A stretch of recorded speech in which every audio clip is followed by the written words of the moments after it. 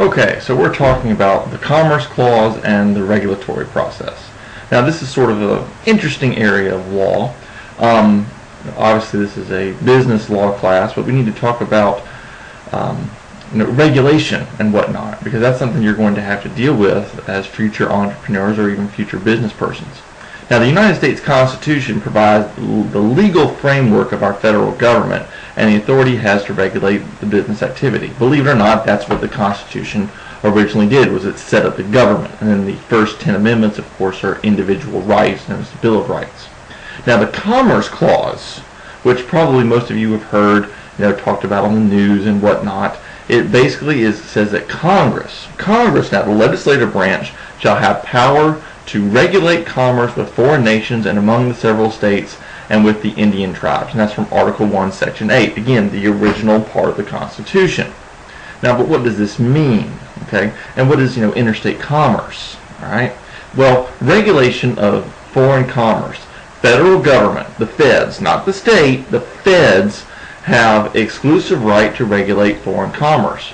Now, states regulating imports or exports are generally found to be unconstitutional. Why? Because the feds have that power, right? They have the power to do anything that affects interstate commerce, right? And interstate commerce is, moving and selling of goods, okay? So if the state doesn't have that power, if the state directly or indirectly tries to regulate that sort of thing, it will generally be found to be unconstitutional. Now, interstate commerce, states can regulate commerce that occurs entirely within its own borders. Now, how often does that happen in this day and age? States cannot impede interstate commerce. So if it's something that happens solely within the state, then the state can, in certain circumstances, regulate things. All right? But if it affects interstate commerce, then it's up to the feds. Okay? Now, impact. Commerce among the several states. Folks, when was the last time that you heard about something being made in the great state of Montana and that product was being sold in the great state of Texas? Okay? Who controls that? The feds. Persons engaged in activities affecting. Folks, interstate commerce is going to go through every single state between Montana and Texas. So this is a very broad power. In fact, if you look at the history related to this particular area of law, it's gotten huge. All right, it's sort of like the taxing and spending power. All right, Commerce Clause, anything that affects interstate commerce. Gun control. Okay, there has been attempts to make gun laws out there.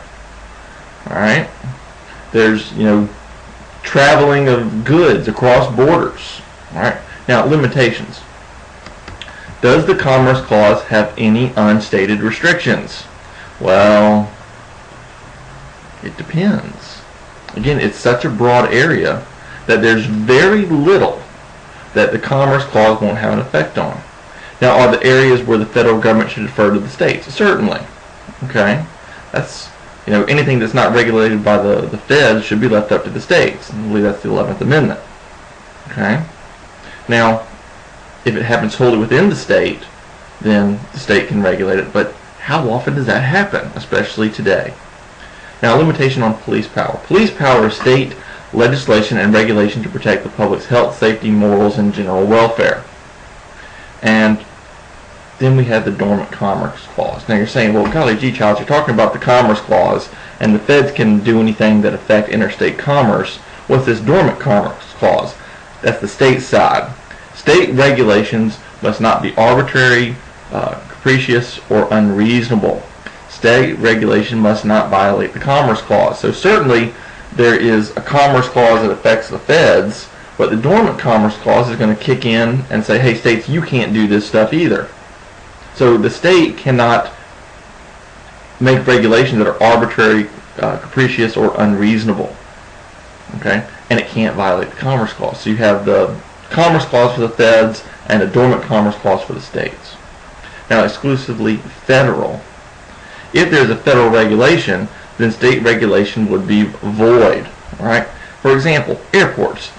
Who regulates the airports? Well, it's the FAA. All right. Could you imagine what the world would be like if, Hartsfield, Atlanta, if one of the busiest airports in the world, if not, I think Chicago has an argument as well, but could you imagine if the great state of Georgia were able to regulate when the Atlanta airport were able to close down? That would be crazy. Oh, our hours are only going to be 9 to 5. You imagine what would happen if that were to occur? Would that affect interstate commerce? Absolutely. All right. People in the great state of Tennessee who need to use Hartsfield, Atlanta, to go to LA, you'd only be able to go there from 9 to 5. So again, what you're seeing is that if there's a federal regulation, then the state regulation will be void. So the great state of Georgia could not regulate the Atlanta airport. It would come under the FAA. Now, exclusively state matters. Matters that are exclusively within the state's powers that do not have a substantial effect on interstate commerce. Now, one consistent outcome of the Supreme Court since 1937, almost 100 years, is that federal authority is unlimited and there is nothing reserved exclusively to the states. And if you think about that, that ought to make sense to you. Even since the 30s, things move in between the states. So who has the power over that? The feds, because it's interstate commerce. So what power do the states really have? Only if it is exclusively within the state and doesn't interfere with the Commerce Clause, it's the Dormant Commerce Clause, then the state can regulate it. Now, dual regulation. Federal preemption. Subjects over which the federal government has preempted the field. Okay? If there's a federal law out there, it's going to preempt a state law. Now, if there's no preemption, the state law controls unless it conflicts with a federal law. And this is irreconcilable conflict. This one is not possible for a business to comply with both statutes, and that's certainly not good. But then no federal regulation. State regulation is fine so long as it does not impose an undue burden on interstate commerce and does not discriminate against interstate commerce in favor of local business. So what we have here is we have sort of a hierarchy. Federal law is going to trump state law, right? And believe it or not, I don't think the book goes into it, but there was a really interesting case that I read in law school, and I call it the Apple case.